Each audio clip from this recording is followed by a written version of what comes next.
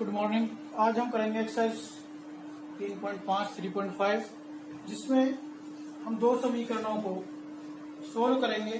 उसका नाम है वज्र गुणन विधि यानी क्रॉस मल्टीप्लिकेशन मेथड। समीकरण को इक्वेशंस को सोल्व करने से पहले हमें यह बताना होगा कि क्या उनमें कोई हल बनता है। तो उसके लिए क्या है, आपको दो इक्वेशन दी जाती हैं। पहली होती है a1x plus b1y is equal to c1। दूसरी को देखते हैं हम a2x plus b2y is equal to c2। फिर हम यहां से हम a1 अपॉन a2 निकालते हैं, फिर हम b1 अपॉन b2 निकालते हैं और फिर हम c1 अपॉन c2 निकालते हैं। इन तीनों को निकालने के बाद हमारे पास तीन कंडीशन आती है। पहली आती है कि जब a1 बटे a2 बराबर नहीं होती b1 अपॉन b2 के। अगर ये बराबर नहीं होती तब समीकरण के अद्वितीय हल होते हैं। कैसे हल होते हैं? अद्वितीय, यूनिक, रियल सॉल्यूशन होता है।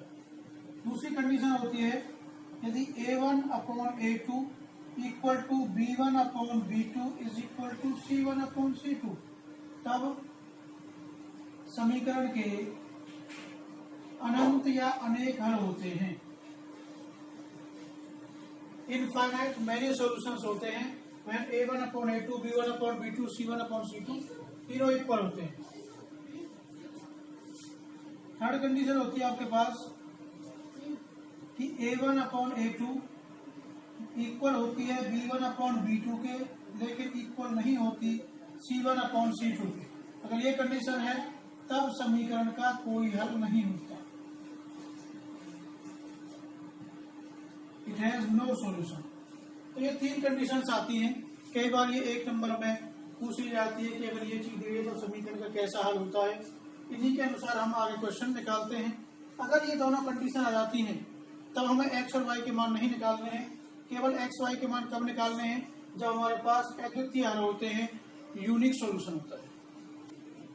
देखिए, ये आपको दो इक्वेशंस दी गई हैं।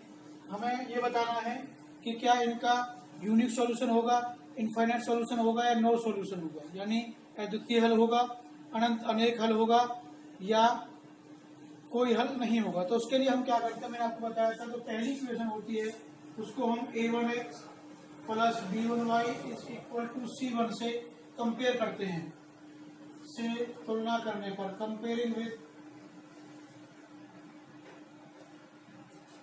तो यहां से a1 कितना आ गया? 1 आ गया। b1 कितना आ गया? -3 आ गया। और c1 कितना आ गया? 3। ऐसे हम इसको कंपेयर करेंगे a2x plus b2y is equal to c2 से। तो से तुलना करने पर, comparing with a2x plus b2y is equal to c2 से। तो यहां से a2 कितना आ गया? 3 आ गया। b2 कितना आ गया? -9 आ गया। और c2 कितना आ गया? 2 आ गया। अब हम क्या निकालेंगे? मैंने आपको बताया था a1 अपॉन a2 निकालते हैं। पहले a1 कितना है? 1, a2 कितना है? 3। फिर हम निकालेंगे b1 अपॉन b2। b1 कितना है? -3 और b2 कितना है? -9। तो माइनस से आपका माइनस कट जाएगा। 3 एकम 3 और 3 किया 9। देखो दोनों बराबर आ गए। अगर ये बराबर आ जाते हैं तो फिर हम निकालते हैं c1 अपॉन c2। c1 कितना है? 3 और c2 कितना है? 2। अब देखिए बराबर नहीं आया इसमें, तो इसका मतलब अतः कौन सी कंडीशन आ गई कि a1 अपॉन a2 और b1 अपॉन b2 तो इक्वल हैं, लेकिन किसके इक्वल नहीं है? c1 अपॉन c2 के। तब थर्ड कंडीशन है समीकरण का कोई हल नहीं होगा। It has no solution. बस फिर हमको यहाँ पर यही छोड़ देना। देखिए सेकंड पार्ट है इसका, 2x plus y is equal to 5 दिया गया है। तो इसको हमने a1x plus b1y is equal to c1 से कंपेयर कर लिया है। तो a1 कितना है? जो x का लिखा हुआ है यानी 2। b1 कितना है? इसका कुछ नहीं है तो 1। और c1 कितना है? 5। ये दूसरी इक्वेशन दी गई है, इसको भी हम इसी से कंपेयर कर लेते हैं। तो a2 कितनी आ गई? 3, b2 कितनी आ गई? 2 और c2 कितनी आ गई? 8। अब आप क्या निकालोगे? अब आप निकालोगे A1 अपॉन A2। A1 कितना है 2 और A2 कितना है 3। तो क्या निकालोगे B1 अपॉन B2। B1 कितना है 1 और B2 कितना है 2। इन्हीं दोनों को ध्यान से देखो, ये आपस में बराबर नहीं आए। इसका मतलब A1 upon A2 is not equal to B1 upon B2। तब समीकरण के अद्वितीय हल होंगे, यूनिक सॉल्यूशन होगा। है तो हमको निकालना है। अब आप थोड़ा सा ध्यान दें, यहाँ तक तो आपको कोई बात परेशानी नहीं आती है। फिर हम जब क्वेश्चन करेंगे तब आपको थोड़ा सा ध्यान देना है कि हमें क्या करना है। देखिए हम x दी गई है तो x लिख लेते हैं, y दी गई है तो y लिख लेते हैं, और तीसरे में लिखते हैं माइनस का a। ये तीन चीज आपको हर क्वेश्चन में लिखनी है, x, y और माइनस का a। जब आप x निकालते हो तो आप x के दोनों कांस्टेंट को रख लेते हो। फिर क्या करना है, आपको ऊपर से मल्टीप्लाई करनी है इस तरीके से, यानी 1 की मल्टीप्लाई आप कितने से करोगे 8 से, और 1 की मल्टीप्लाई किससे करोगे 8 से। फिर बीच में माइनस का निशान आता है। फिर कौन से टर्म दिखाई देंगे आपको 2 और 5। तो आप 2 की गुणा किससे करोगे 5 से। मैं बता रहा हूँ x की संख्या को रख लोगे और ऊपर से गुणा करोगे। पहले आपको 4 अंक दिखाई दे रहे हैं, 1, 5, 2, 8। तो 1 की गुणा किससे करोगे 8 से, और 2 की गुणा किससे करोगे 5 से। फिर क्या निकालेंगे y, तो y रख लेंगे। अब भी हमको 4 अंक दिखाई दे रहे हैं। हमने x में ऊपर से गुणा किया था, y में हम नीचे से गुणा करेंगे। 3 की गुणा किससे करेंगे 5 से, माइनस का निशान आएगा बीच में। 2 की गुणा किससे करोगे 8 से, ठीक है। y रखने पर नीचे से गुणा करेंगे, ऊपर से नहीं, ऊपर से x में गुणा करेंगे। अब हम माइनस 1 आ गया तो इसको रख लेंगे। फिर हम ऊपर से गुणा करेंगे, 2 की गुणा किससे करेंगे 2 से, माइनस 3 की गुणा किससे करेंगे 1 से। सिर्फ ये स्टेप आपको याद रखना है, बाकी बहुत आसान है और छोटा तरीका होता है। 8 एकम 8, 2 पंजे 10, 3 पंजे 15, 8 दूनी 16, 2 दूनी 4, माइनस 3 एकम 1। एक्स देखिए माइनस का बड़ा है तो कितने आ गए 2, यहाँ भी माइनस का बड़ा है 1, माइनस 1 बटे क्या बच गया 1। देखो माइनस 3 आ गया, माइनस माइनस माइनस कट गए। यहाँ से हमने ले लिया x बटे 2, 1 बटे 1 का मतलब क्या हो गया 1, 2 की गुणा कर देंगे इसमें, 2 एकम 2। यहाँ से y बटे 1, यहाँ कितना हो गया 1, 1 एकम 1, तो y का मान कितना हो गया 1। तो ये तरीका होता है जब अद्वितीय हल आते हैं, आपको क्रॉस मल्टीप्लीकेशन मेथड यानी वज्र गुणन विधि से सोल्व करना। तो ये सेकंड का फर्स्ट पार्ट है। इसमें आपको 2 इक्वेशन दी गई हैं, हमको a और b की वैल्यू निकालनी है। लेकिन कब हमें कंडीशन दी गई है कि इन दोनों समीकरणों के इनफाइनाइट सॉल्यूशन होंगे, अनंत अनेक हल होंगे। और उसके लिए मैंने आपको कंडीशन बताई थी। तो पहले हम a1, b1, c1, a2, b2, c2 निकालते हैं। तो तरीका वही है, a1x plus b1y is equal to c1 से तुलना करने पर, comparing with a1x plus b1y is equal to c1। तो यहाँ से a1 कितनी आ गई 2 आ गई, b1 कितनी आ गई 3, और c1 कितनी आ गई 7। अब यहाँ से हम कंपेयर करेंगे a2x plus b2y is equal to c2 से तुलना करने पर, यहाँ से a2 कितनी आ गई, ये पूरी आएगी वाली, यानी a माइनस b। b2 कितनी आएगी, ये पूरी आएगी a प्लस b। c2 कितनी आएगी 3a प्लस b और माइनस के 2। अब आपको दिया गया है समीकरण के अनंत हल हैं, अनेक हल हैं, infinite solutions. The equations have infinite solution. तो कंडीशन क्या थी मैंने बताई थी आपको, a1 upon a2 equal to b1 upon b2 is equal to c1 upon c2। तीनों की वैल्यू कैसी हो जाएगी, इक्वल हो जाएगी। अब वैल्यू पुट कर लो, a1 कितनी है 2, a2 कितनी है a माइनस b, b1 कितनी है 3, b2 कितनी है a प्लस b, c1 कितनी है 7, और c2 कितनी है 3a प्लस b माइनस के 2। यानी हमने सबकी वैल्यू पुट कर ली। अब क्या करना है, पहली और तीसरी लेनी है। 2/a माइनस बी बराबर 7/3a प्लस b माइनस 2। इनकी आपको आर पार गुना करनी है, क्रॉस मल्टीप्लीकेशन। तो 7 की गुना करेंगे हम किसमें, a माइनस बी में, और 2 की गुना किसमें करेंगे, 3a प्लस b माइनस 2 से। तो गुणा कर लो, 7a माइनस 7b बराबर आ गया 2 तिया 6a प्लस 2b माइनस 2 दूनी 4। आप इन दोनों संख्या को कर ले आओ, 7a माइनस 7b प्लस का 6 माइनस का हो गया, तो यहाँ बच गए माइनस के 4। तो देखिए ये प्लस के 7 है, 6 माइनस के, तो a बच गया। ये दोनों माइनस के हो गए, 7 और 2 9b बराबर माइनस का 4, और समीकरण नंबर आ गया 1। अब कौन सी लेंगे, अब दूसरी और तीसरी लेंगे, यानी 3/a plus b 7/3a plus b minus 2। फिर वही क्रॉस मल्टीप्लीकेशन करनी है, आर पार गुणा करनी है। इस तरीके से 3 की गुणा कर दो 3a प्लस b माइनस 2 से, 7 की गुणा कर दो a प्लस b से। किसी से पहले कर लो, किसी से बाद में कर लो। 3 तिया 9a प्लस 3b माइनस 3 दूनी 6, 7a plus 7b, 9a plus 3b plus का 7 इधर ले जाओ, माइनस का 7 प्लस का 7b हो गया, माइनस का 7b माइनस के 6 इधर ले जाओ। अब देखो ये प्लस के हो गए, 7 में से 9 में 7 गए 2, इसमें माइनस का 4b बराबर 6। देखो 2 से भाग हो जाएगा, डिवाइडिंग बाई 2, 2 1 2, 2 दूनी 4, 2 तिया 6, और समीकरण नंबर आ गया 2। ध्यान से देखिए, ये भी a है और ये भी a है। हमने एक विधि की थी, विलोपन विधि, उसी से कर लेते हैं सीधा, किसी से कर लो, 1 में से 2 घटा लो।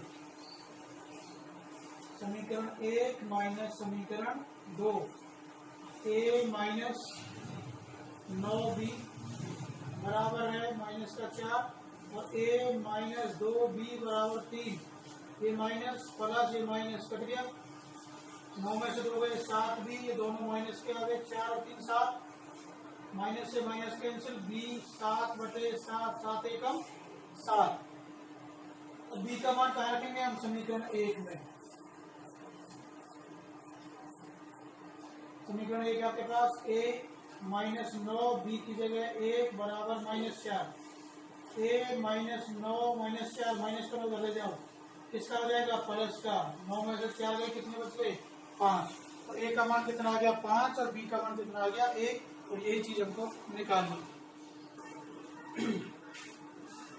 देखिए 4th क्वेश्चन करेंगे हम। इसमें लिखा हुआ किसी भी विधि का प्रयोग कर सकते हो आप, आपकी मर्जी है।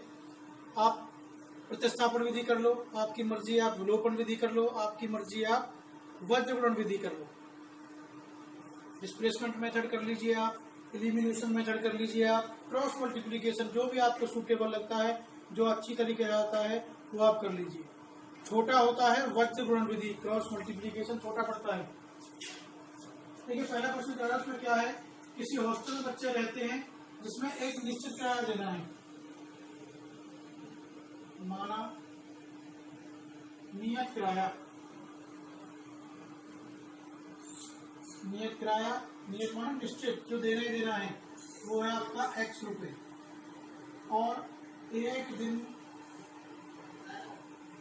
पर भोजन का व्यय,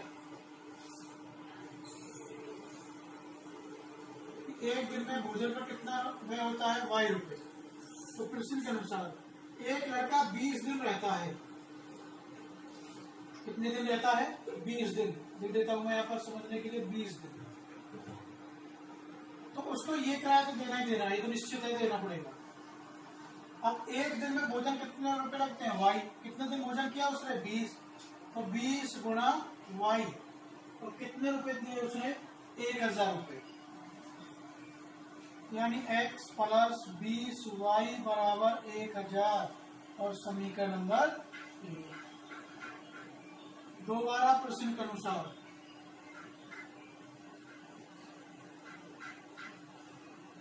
फिर से हम क्या करते हैं, अब उसने कितने दिन भोजन किया, दूसरे लड़के ने 26 दिन। तो x तो उसको देना ही देना है। एक दिन का भोजन कितने रुपए का होता है, y का 26 दिन का है, कितना है 1180। ये बन गया x प्लस 26y बराबर 1180 और समीकरण नंबर 2। अब आपकी मर्जी, आप कोई सी विधि कर सकते हो। तो मैं इसमें आपकी विलोपन विधि कर रहा हूं, क्योंकि x और x बराबर है, सीधे घटा लेंगे। समीकरण 1 माइनस समीकरण 2, यानी x प्लस 20y बराबर 1000, x प्लस 26y बराबर 1180। तो घटाओगे तो ये प्लस के माइनस माइनस माइनस, ये तो कट जाएंगे। ये प्लस के माइनस के बड़े हैं 6y, यहाँ भी माइनस का बड़ा है 180। माइनस से आपका माइनस कट गया, y आ गया 180 बटे 6, 6 3 18 यानी कितना आ गया 30। और y का मान समीकरण 1 में रखेंगे।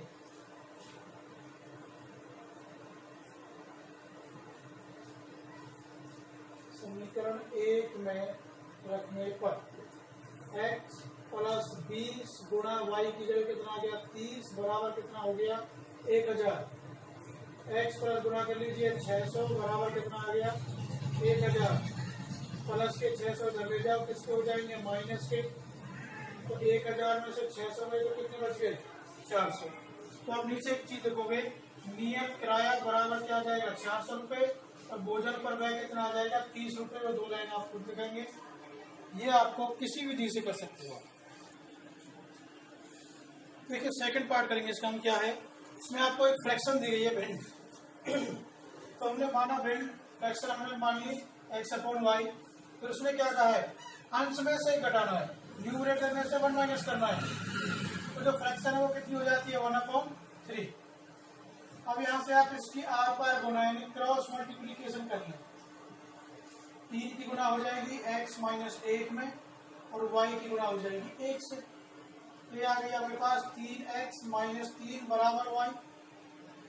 प्लस का y आप इधर ले जाइए, किसका हो जाएगा माइनस का, और माइनस के 3 इधर ले जाओ, प्लस के 3, और समीकरण नंबर क्या आ गया 1। फिर क्या दिया हुआ है, दोबारा प्रश्न के अनुसार। क्योंकि मैंने बताया है हर बार 2 कंडीशन दी जाती हैं। अब उसने क्या कहा है, अगर उसके डिनोमिनेटर में 1 ऐड कर दें, ये है भिन्न आपकी x पर अपॉन y, इसके हर में 8 जोड़ दें तो भिन्न 1/4 हो जाती है। फिर वही चीज क्रॉस मल्टीप्लीकेशन r पार गुना 4 की गुना x से कर देंगे, और 1 की गुना इसमें हो जाएगी तो y प्लस 8। 4x प्लस का y माइनस का y और बराबर 8 और समीकरण नंबर 2। अब देखो ध्यान से, यहाँ क्या कोफिशिएंट है y का 1, और यहाँ y का कोफिशिएंट कितना 1 बराबर है। तो समीकरण 1 में से 2 घटा दो, विलोपन विधि। ये आ गया 3x माइनस वाई बराबर 3, और 4x माइनस वाई बराबर 8। घटाओगे तो ये माइनस, ये प्लस, ये माइनस, ये कट गए y और y। 4 में से 3 गए 1x, क्या माइनस का बड़ा है, 8 में से 3 गए 5। तो x का मान कितना आ गया 5। x का मान समीकरण 1 में रख दीजिए। Fourth equation first,